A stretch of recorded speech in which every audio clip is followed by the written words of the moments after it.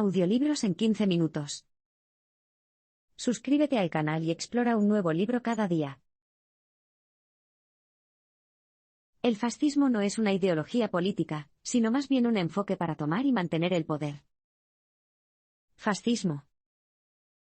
La palabra se dice mucho.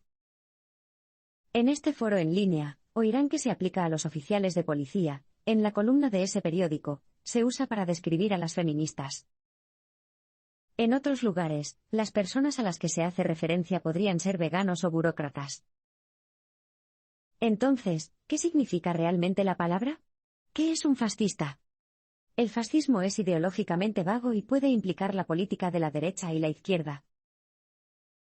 En la Italia de la década de 1920, uno de los primeros semilleros del fascismo, había fascistas de izquierda que abogaban por un gobierno dictatorial en beneficio de la clase trabajadora, y fascistas de la derecha que abogaban por un gobierno autoritario en el que el Estado y las empresas trabajaran en estrecha colaboración.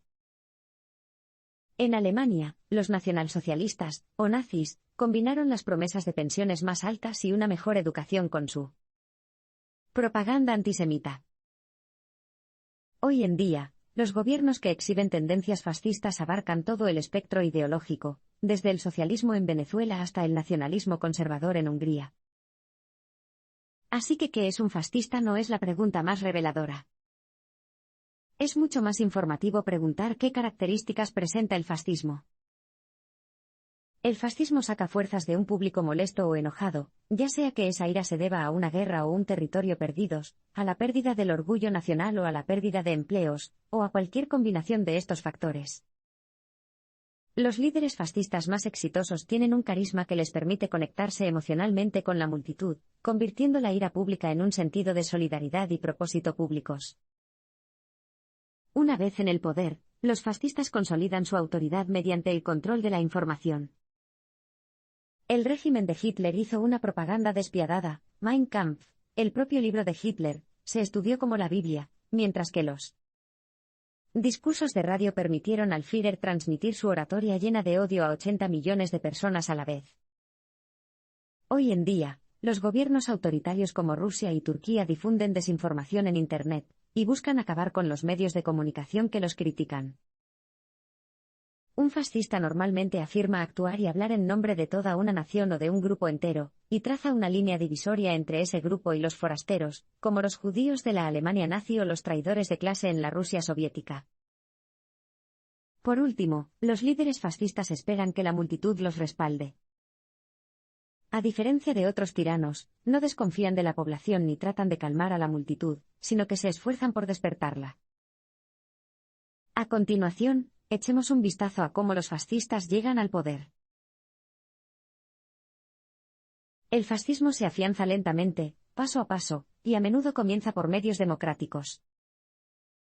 Mussolini, el dictador fascista italiano, comentó una vez que hay que tomar el poder como se arrancaría un pollo vivo, lo más silenciosamente posible, una pluma a la vez, por así decirlo, para que nadie se dé cuenta hasta que haya terminado el trabajo.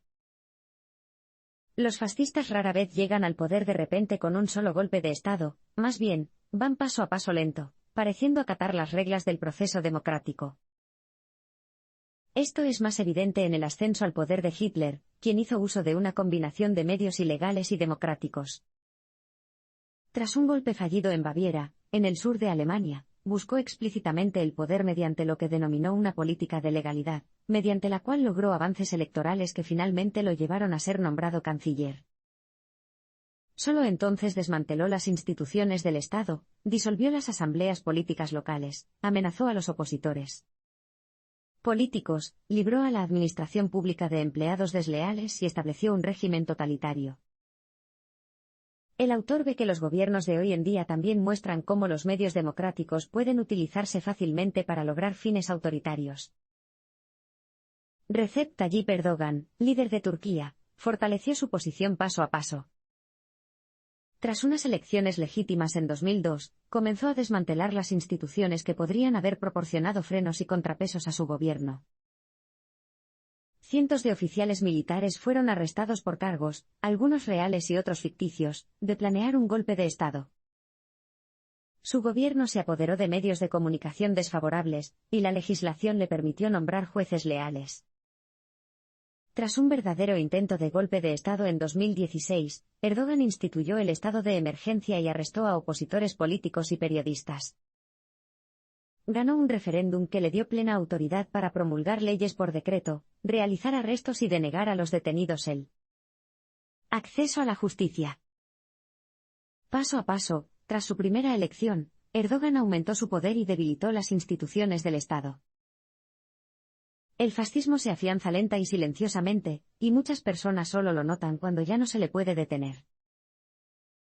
Para entenderlo mejor, echemos un vistazo más de cerca al ejemplo arquetípico del fascismo, la Alemania nazi.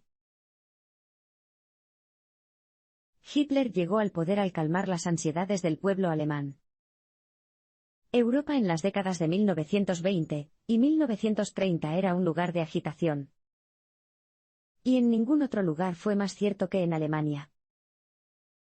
El país había sido derrotado en la Primera Guerra Mundial y, a raíz de esta guerra, muchos de sus ciudadanos se sintieron humillados. Entre ellos había un joven ex soldado, Adolf Hitler.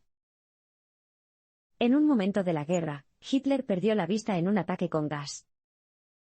Y aunque recuperó el uso de sus ojos en noviembre de 1918, el regreso de la visión le brindó poco alivio. Lo que vio fue un país en ruinas. La rendición de Alemania y las demandas de los vencedores de obtener reparaciones financieras, así como la pérdida de tierras del país, dolieron y avergonzaron al joven Hitler. Él y muchos alemanes sentían que Alemania había sido traicionada por poderosos burócratas, bolcheviques y banqueros. Y por judíos. Más de una década después, Hitler se convirtió en un orador político incendiario, pero su partido, el Partido Nacionalsocialista de los Trabajadores Alemanes, o los nazis, siguió siendo pequeño. Luego llegó la Gran Depresión. En ese momento, Alemania seguía pagando las reparaciones de guerra y dependía de préstamos de otros países. Pero, de repente, el crédito no estaba disponible. Los mercados de exportación se desplomaron, la producción industrial se desplomó, los precios se dispararon, las tiendas cerraron y el desempleo aumentó. Hitler aprovechó el pánico que esto infundió, y creó una conexión emocional con los alemanes preocupados.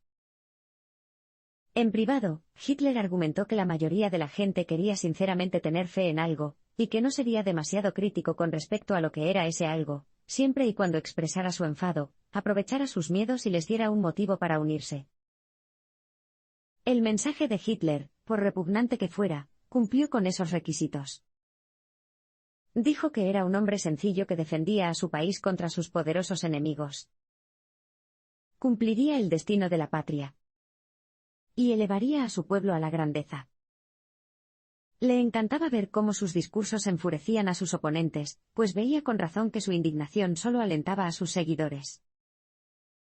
Convenció a sus seguidores de que se preocupaba profundamente por ellos, incluso cuando los acontecimientos demostraban que sus vidas no le importaban en absoluto. Como él mismo admitió, contó alegremente falsedades colosales y redujo los problemas de Alemania a una sola causa ficticia pero seductora, diciendo que solo había dos posibilidades. O la victoria del bando ario o su aniquilación y la victoria de los judíos. Fue esta retórica la que impulsó su ascenso político. Hitler y el nazismo fueron excepcionales en su crueldad, racismo y manía. Pero el fascismo en sí mismo no es excepcional. El siguiente parpadeo explora por qué. El fascismo no es una aberración, sino una parte normal y recurrente de la historia humana. Cuando pensamos en el fascismo, tendemos a imaginarnos a dictadores como Hitler, Mussolini y Stalin. Pero la realidad es que el fascismo aparece con más frecuencia, y en más lugares de lo que pensamos. En el período posterior a la Primera Guerra Mundial, los movimientos fascistas eran una característica común de la política. Esto se puede ver en Gran Bretaña, un país que recuerda con orgullo su defensa de la libertad en el siglo XX. Pero también tenía su propio movimiento fascista. Sir Oswald Mosley, un excéntrico británico con bigote de Hitler, y un deseo sexual al nivel de Mussolini, fundó la Unión Británica de Fascistas con un programa sacado directamente del Manual Fascista, en el que prometía inversiones en obras públicas, proteccionismo económico y acciones contra los extranjeros, fueran hebreos o no. Al igual que otros líderes fascistas, Mosley reclutó una fuerza de seguridad personal, cuyos uniformes oscuros les valieron el apodo de camisas negras, y atrajeron a grandes multitudes a sus mítines callejeros. Solo la conmoción de ver a los camisas pardas de Hitler invadir los países vecinos fue lo que acabó con la aceptabilidad del partido de Mosley. Muchos países fueron testigos de movimientos similares. En la India, los nacionalistas hindúes, preocupados por los musulmanes en el país y enojados con el dominio británico, simpatizaron con los esfuerzos de Hitler y Mussolini por poner a sus países en pie de guerra. Y surgieron otros grupos fascistas en España, Islandia, Rumanía, Checoslovaquia e incluso en Estados Unidos. Los fascistas llegan al poder en repetidas ocasiones prometiendo soluciones a la ansiedad por el empleo, la inmigración y los políticos insatisfactorios. Mussolini, por ejemplo, tuvo éxito porque comprendió que muchos italianos estaban frustrados con el estado de su país. Instó a que se rechazara a los capitalistas que trataban de explotar a los italianos, a los bolcheviques que intentaban perturbar su sociedad, y a los políticos del status quo que hablaban y hablaban pero no lograban nada. Prometió drenar la palude, drenar el pantano, destituyendo a más de 35.000 funcionarios del gobierno. Al mirar a nuestro alrededor hoy, hay muchas señales de regímenes que coquetean con el fascismo o lo están abrazando plenamente.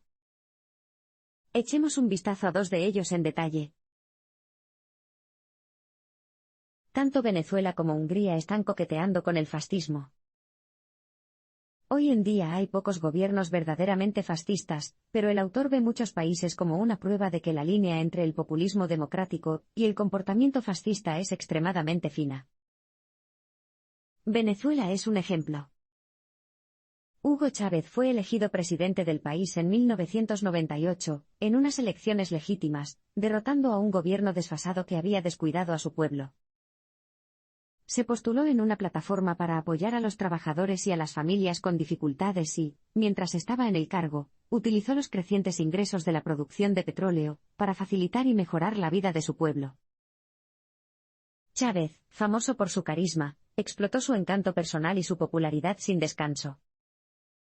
Cuando quiso hacerse con el control de la petrolera venezolana, no se limitó a hacer un anuncio, sino que invitó a los ejecutivos de la empresa a que se unieran a él en una transmisión de televisión en vivo y luego los despidió. Uno por uno. Él personalmente arremetió contra sus enemigos, especialmente los Estados Unidos, en discursos televisados que duraron hasta 9 horas. Con Chávez, muchos venezolanos disfrutaron de una mejor atención médica, mejores salarios y un renovado sentido de orgullo nacional. No era Hitler, ni era un Mussolini. Sin embargo, su carisma y su populismo nacionalista ocultaron el hecho de que debilitó las instituciones del Estado al suspender a los jueces, purgar a los funcionarios del gobierno, y crear una fuerza de seguridad privada de matones para intimidar a los manifestantes. Ahora, tras la muerte de Chávez, Venezuela sufre bajo el mando de un nuevo líder, Nicolás Maduro, que carece tanto del encanto de Chávez como de las riquezas petroleras de la década de 2000. Redoblando sus esfuerzos, Maduro está reescribiendo la Constitución y prohibiendo los partidos de la oposición. En el corazón de Europa, como en Sudamérica, otros líderes están poniendo a prueba los límites de la democracia liberal. Un buen ejemplo es el húngaro Viktor Orbán. Orbán, primer ministro elegido democráticamente, ha hablado alegremente de lograr una democracia antiliberal. Ha promovido sin descanso el orgullo étnico, lamentando el tratado posterior a la Primera Guerra Mundial, por el que Hungría perdió territorio, y critica provocadoramente a los inmigrantes, además de instar a las mujeres magiares, mujeres de origen étnico húngaro, a tener más bebés. Al mismo tiempo, ha utilizado su popularidad y su poder ejecutivo para afirmar el control sobre el sistema legal y la comisión electoral. Puede que Orbán, como Chávez en Venezuela, no sea un fascista descarado, pero las señales de advertencia son tan claras como el día. Entonces, ¿qué tan preocupados debemos estar por el riesgo global para la democracia? Vamos a echar un vistazo. Los defensores de la democracia deberían preocuparse por su fragilidad. Cualquier persona que tenga la edad suficiente para recordar la caída del muro de Berlín recordará la sensación de emoción que surgió cuando el muro se derrumbó, la sensación de que la democracia prevalecería. Hoy en día, esa sensación de entusiasmo está disminuyendo. Ahora hay una creciente curiosidad por las alternativas a la democracia.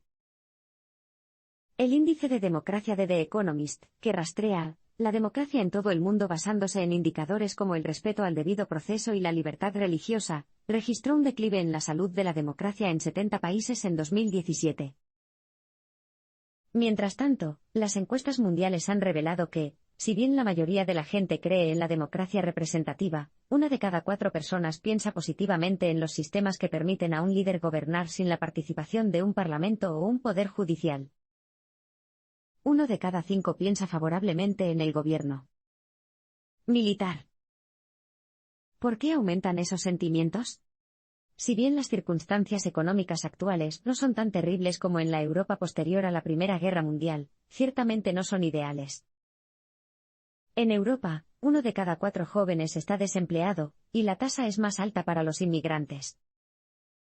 Pensemos en el estudiante de doctorado exitoso que termina como conductor de reparto, o en el que ha abandonado la escuela secundaria y no puede encontrar ningún trabajo. Es comprensible que su fe en los sistemas democráticos se vea un poco debilitada. La innovación tecnológica también ha tenido un impacto. La tecnología está haciendo redundantes las profesiones tradicionales, desde cajeros de bancos hasta modistas, periodistas y taxistas. En algunos países, las perspectivas económicas no son tan diferentes a las experimentadas en la Europa de entreguerras hace 100 años. Al mismo tiempo, la tecnología ha alterado la confianza entre los políticos y el público. La desinformación no es nada nuevo. En la Guerra de Independencia de los Estados Unidos, Benjamin Franklin utilizó la imprenta para difundir noticias falsas sobre las atrocidades británicas. Sin embargo, las redes sociales han hecho que sea fácil y gratuito distribuir información falsa a una audiencia amplia.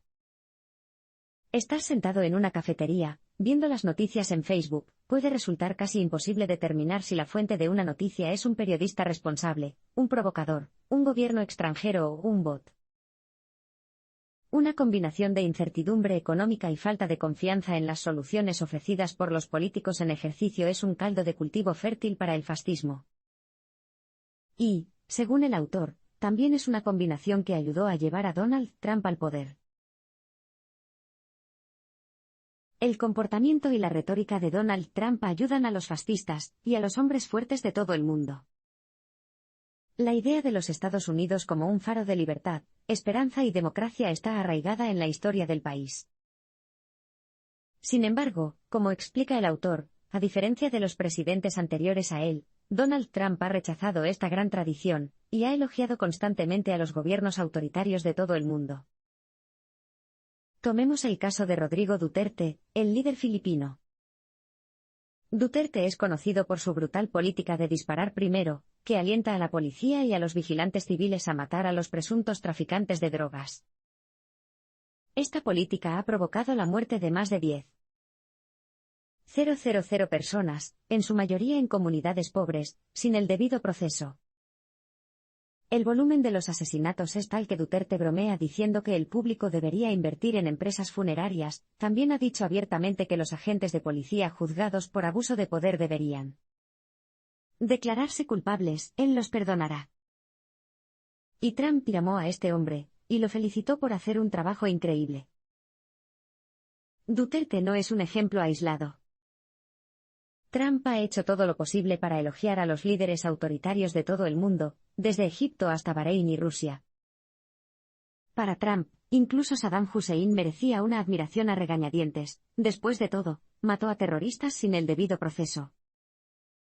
Mientras tanto, Trump se ha apresurado a iniciar discusiones con los aliados democráticos tradicionales de Estados Unidos, como Alemania, México e incluso Corea del Sur, que dependen de los Estados Unidos para protegerse de la amenaza nuclear de Corea del Norte. Y los ataques de Trump a las propias instituciones estadounidenses alientan a los gobiernos antidemocráticos en el extranjero. Sus incesantes críticas a las instituciones del gobierno y la sociedad moderna llegan a una audiencia global. Cuando Trump excluyó de una rueda de prensa a periodistas que representaban a medios que no le gustaban, el gobierno de Camboya amenazó inmediatamente con expulsar del país a un grupo de periodistas estadounidenses. Un portavoz camboyano dijo que se trataba de un mensaje claro de la Casa Blanca en el sentido de que estos medios de comunicación no son veraces, y añadió que la libertad de expresión debe respetar el poder del Estado. En China, el Partido Comunista ha llegado a afirmar que los medios de comunicación estadounidenses acusados por Trump de difundir noticias falsas pueden ignorarse con seguridad cuando critican a China. En resumen, las acciones de Trump están alentando a los autoritarios en todas partes. Entonces, ¿qué tipo de efecto está teniendo en casa? La retórica de Trump sobre el victimismo y el resurgimiento nacional recuerda a los regímenes fascistas. Los movimientos fascistas siempre han prosperado gracias a las quejas, contra los grupos religiosos y nacionales, contra los capitalistas y los comunistas, contra los enemigos dentro y fuera de la nación. Este llamamiento a la victimización es familiar para cualquiera que haya escuchado la retórica de Trump. Como explica el autor, a Trump le gusta pintar un panorama sombrío de Estados Unidos como víctima. Un discurso de 2017 en Pensilvania es típico. Trump se quejó de que, durante décadas, Estados Unidos ha sufrido el mayor robo de empleos de la historia mundial. Se cerraron fábricas y se enviaron puestos de trabajo a países lejanos. Los Estados Unidos gastaron miles y miles de millones en proyectos globales, pero no protegieron a su propio pueblo cuando las pandillas invadieron nuestro país. Un crítico señalaría que la tasa de desempleo de Pensilvania ha disminuido en los últimos años y que más de 200.000 puestos de trabajo en el estado se sustentan mediante el comercio de exportación. Sin embargo, la perspectiva simplista, nacionalista y pesimista de Trump está bien calculada para tocar la fibra sensible de las personas que no están satisfechas con su suerte en la vida. Para responder a esta supuesta condición de víctima, Trump se ha centrado en poner a Estados Unidos primero. Es un eslogan con una historia, y que no está bien adaptado a las realidades del mundo moderno. En 1940, el primer comité de los Estados Unidos, compuesto por defensores de la lucha contra la guerra y partidarios de los nazis, se unió para luchar contra la participación de Estados Unidos en la Segunda Guerra Mundial. La popularidad del movimiento se vio impulsada por la participación del piloto de fama mundial Charles Lindbergh, quien se preocupó abiertamente de que la influencia judía estuviera empujando a Estados Unidos a la guerra. Desde entonces, el comité y las palabras Estados Unidos primero se han asociado con la cobardía moral. En un mundo moderno e interdependiente, un eslogan como Estados Unidos primero no tiene sentido. Ningún desafío, ya sea económico o relacionado con la seguridad, puede abordarse por sí solo. Sin embargo, lo que sí hace ese eslogan es indicar a los tiranos que hagan lo que deseen. ¿Por qué Pyongyang no debería construir armas nucleares? Después de todo, se trata simplemente de anteponer los intereses de Corea del Norte. ¿Por qué Putin no debería anexionarse Crimea? Hacerlo era simplemente anteponer los intereses de Rusia. La visión de Trump de Estados Unidos primero legitima, como siempre lo ha legitimado el fascismo, la idea de que un país puede hacer lo que quiera simplemente porque quiere hacerlo. Entonces, ¿qué tan nerviosos deberían estar los estadounidenses, y el resto del mundo, por el futuro de la democracia estadounidense? Los ciudadanos no deben caer en la autocomplacencia. El fascismo podría crecer en los Estados Unidos. Los Estados Unidos no se enfrentan actualmente al fascismo. Puede que el presidente Trump sea antidemocrático, y esté a favor de los enfoques autoritarios del gobierno, pero, por ahora, las instituciones democráticas se mantienen firmes. Pero recuerda, el fascismo se nos acerca sigilosamente, paso a paso. ¿Podría el fascismo lograr tal progreso en los Estados Unidos sin que se le detenga? No es difícil imaginar escenarios en los que el fascismo pueda echar raíces. Considera esto. Los Estados Unidos sufren devastadores ataques terroristas, con miles de vidas perdidas. Grupos islámicos con sede en Estados Unidos se atribuyen la responsabilidad. Un presidente consternado pide a los estadounidenses que mantengan la calma y la paz y se resiste a los llamamientos a tomar medidas enérgicas contra la población musulmana mayoritaria. A medida que surgen más ataques, aparece un joven orador en las redes sociales y las redes de noticias. Acusa a la clase política de debilidad. Pide un movimiento revolucionario para acabar con la clase dirigente, acabar con los terroristas y devolver a Estados Unidos la grandeza. Pronto, ha ganado miles de seguidores. Y luego millones. Los estadounidenses deben protegerse de la autocomplacencia. El fascismo es una posibilidad real, aunque remota. Cuando la autora formuló la pregunta a una clase de sus estudiantes de posgrado en Georgetown, una estudiante dijo inmediatamente que el fascismo podía surgir sin lugar a dudas, precisamente porque creemos que no puede. Sostuvo que la fe de los Estados Unidos en sus instituciones y valores públicos significa que la gente ignorará con demasiada facilidad su erosión, y esperará que las cosas salgan bien hasta que sea demasiado tarde. Para evitar una cultura dividida en la que el fascismo pueda prosperar, los estadounidenses necesitan volver a conectarse unos con otros. Los Estados Unidos actuales están tristemente desunidos. Hace unas décadas, todos veían los mismos programas de noticias todas las noches y leían las mismas fuentes de noticias, Life, Time, Rolling Stone o Newsweek. Las personas tenían puntos de vista diferentes, pero partían de una base de información similar. Hoy en día, las personas viven en sus propias burbujas mediáticas, que refuerzan sus quejas en lugar de contrarrestarlas. La gente está cada vez menos dispuesta a escuchar de buena fe los argumentos de sus oponentes políticos. No es tan difícil imaginar un acontecimiento, ya sea una recesión económica, un ataque terrorista o un asesinato político, que pueda provocar un alejamiento decisivo de la democracia hacia el fascismo.